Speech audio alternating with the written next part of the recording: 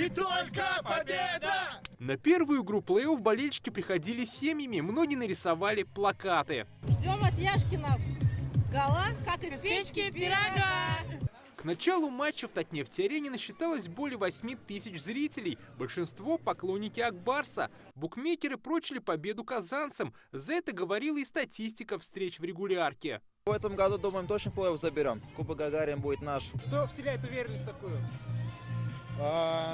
Ну, опять-таки, результаты по итогам регулярного чемпионата. Классная командная игра. За трактора болел небольшой, но активный фан-сектор. Я только надеюсь на свою команду. Только трактор, только победа. Нам по силам, я считаю. Так справится. В предматчевом шоу зрителей удивил Данис Зарипов. Легенда Ак Барса в образе капитана Татарстана вознесся под своды Ледового дворца, заряжая барсов на победу.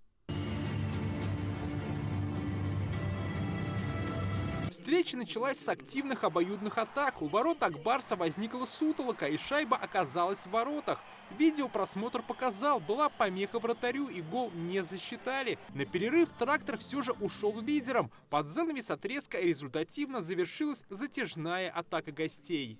Понимали, что первый матч домашний, тем более много эмоций будет, поэтому их нужно было направить в нужное русло.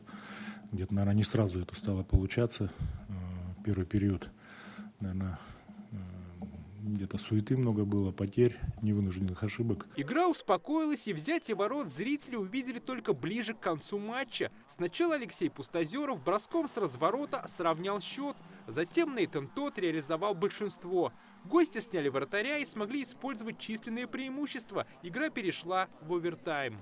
Пришли в раздевалку, поговорили, не бросили играть.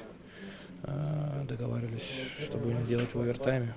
Вышли и бились до конца, каждый друг за друга. Команды почти отыграли полноценный период, когда точку в матче броском с острого угла поставил Илья Сафонов. Шайба рикошетом от Александра Барабанова попала в ворота. 3-2, победа Ак Барса в матче и 1-0 в серии. Очень хороший матч.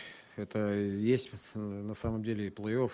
И по движению, по скорости, да, по самодаче, силовые приемы. Мы сегодня все увидели. Азарт. Вот.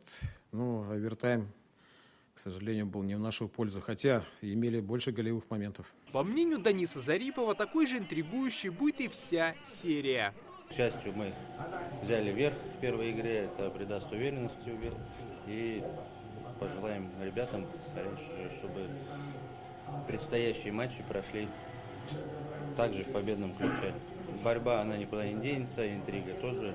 Затяжные серии у Ак Барса не редкость. Особенно запомнились игры с «Авангардом», Салаватом Юлаевым и «Автомобилистом». Ярким получился турнир 23-го года, когда Зинатулла Беллидинов вернулся в команду по ходу сезона и довел коллектив до финала, где в 7-м матче сильнее был ЦСКА. Обладателем же Кубка Гагарина Ак Барс становился в 2009, в 2010 и в 2018 годах. Как говорят эксперты, в этом году конкуренция будет сильная, но у казанцев есть шансы. Вполне по силам Ак Барсу выиграть в этом сезоне Кубок Гагарина. Очень бы хотелось верить, что тренерский штаб и в целом вся команда сумела справиться с теми задачами, которые стояли перед ней, в том числе исправить ошибки прошлого года. В этом году будем объективны, очень сильные лидеры западной конференции, Минская Динамо, Локомотив. Болельщики Ак Барса должны все-таки своей поддержкой мотивировать команду, понимать, хоккеисты должны, за какой большой регион, за какую спортивную республику они бьются. Серия будет идти до 4 побед. 25 марта команда снова сыграет в Казани, а затем на 2 встречи переедут в Челябинск. Дмитрий Аринин, Адель Минубаев, ТНВ, Казань.